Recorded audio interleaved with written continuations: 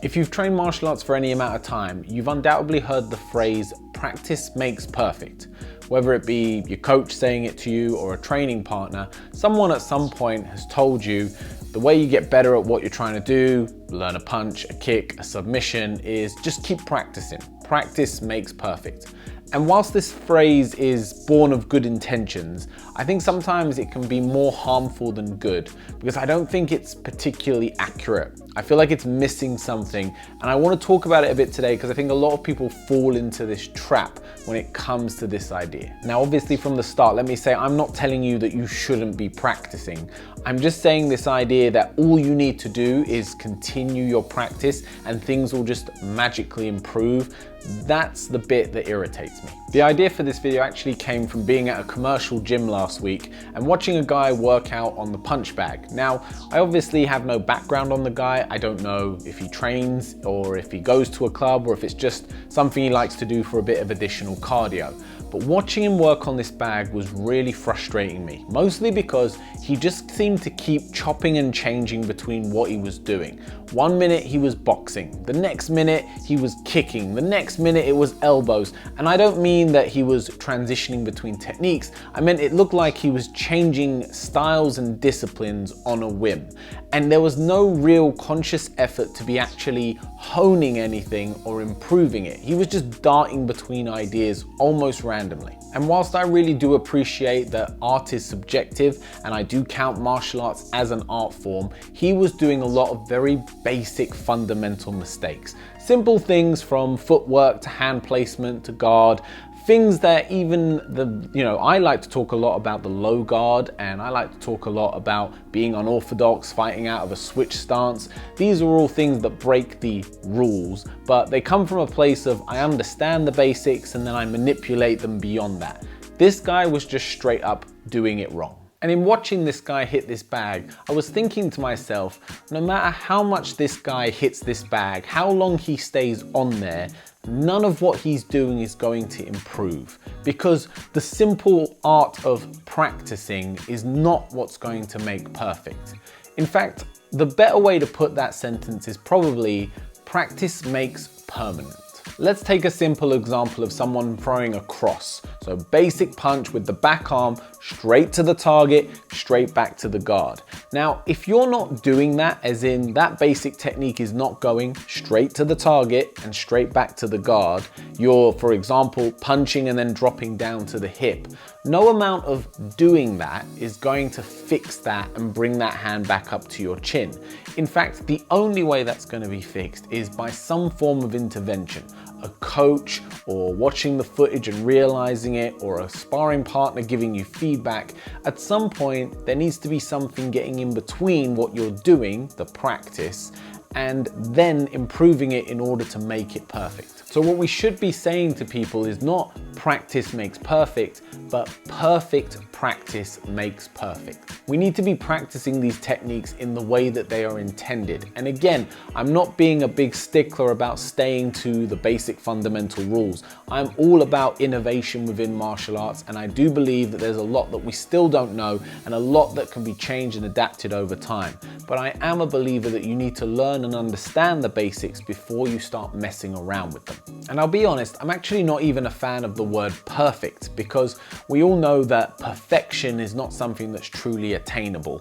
We always strive towards excellence, but realistically, there's always room for improvement, and we should always be looking to progress our martial arts to the next stage. Now, of course, all of this is great, but realistically, what am I saying? These are just words. So whether you say practice makes perfect, or you say perfect practice makes exceptional performance, or whatever you want to put it as, let's get down to some concrete advice about the way you should be approaching your practice to ensure that you're getting the most out of your development. Number one is conscious practice, or intentional practice. You need to bring your intention and your focus to what you're doing. It's not enough to simply throw the punches that you're told or work the submission that you're told.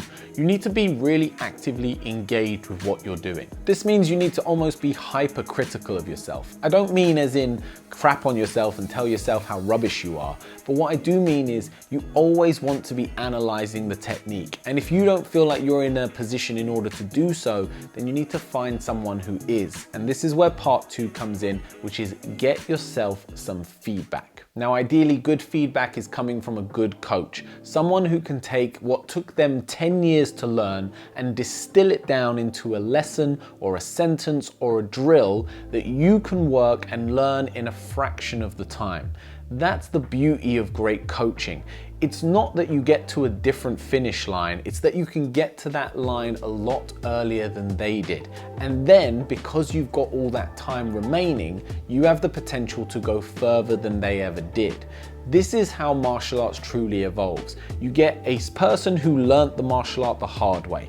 They had to learn it through days and days of grinding and years of mistakes and getting it wrong to kind of have that light bulb moment all on their own. Once they've done that, the beauty of it, if they become a good coach, which means they have that ability to distill it into a shorter form of education, they can then pass that on to you in a quicker time frame, which means, like I said, you've got more time on your hands. Rather than it taking you 10 years to throw a, let's say again, the cross as good as they were, maybe it takes you 1 or 2 years. And now you've got an additional, in this example, 8 years of practice to take it to the next stage, to maybe figure out something completely new or abstract or different to what they did that then builds upon the foundations of what you've already learned. So great feedback. And if you can't get it from, a high-level coach, then simply recording yourself and having the ability to watch it back, comparing it to other martial artists that you respect or that you appreciate, or getting training partners or people to look at it and give you a critique.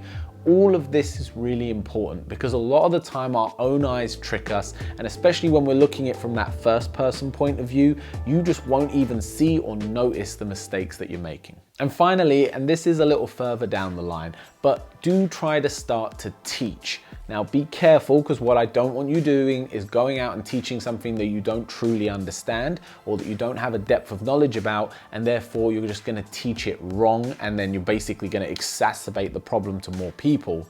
But what I am saying is that teaching is a great way to reinforce what you already know to yourself, because not only do you need to be able to explain it, but you need to be able to explain it in a way that someone other than yourself can understand it. It needs to translate to a different person's mindset and a different person's way of viewing and understanding the world. And what that does is it forces you to reflect on something. That technique, that bit of footwork, that position, whatever it is, it forces you to look at it under a microscope and say, what are the key components here, and how would I break that down to someone who has no understanding of it? And by doing that, you're basically just going over it again and again and again in your own mind. And of course, you're going over and over again with drilling it. So if you can teach something, it can really help to expand your understanding of it and therefore help you to improve. Just to sum this up, if you're out there and you're a coach and you're watching this, try to avoid using that phrase with your students. Don't just simply tell them, just keep practicing. Because whilst I know certain things do just need time to mature and to grow, do try to find some kind of constructive feedback. If they're asking you, how can I get my kicks higher? Don't just tell them to kick higher. Give them some dynamic stretching routines. Give them some specific things they can work on. If they ask you, how can I punch harder, kick faster, get this submission quicker, whatever it is, try to not only explain to them that it does simply take time and you've got to put the time in, but try to look into the grainier details of what could actually be changed today or over the next week or month in order to see that improvement. I hope this video has been helpful. If you've enjoyed it, I'd really appreciate it if you hit that like button, subscribe to the channel. We've got new videos coming every week. We're back, baby, and I will see you on the next one.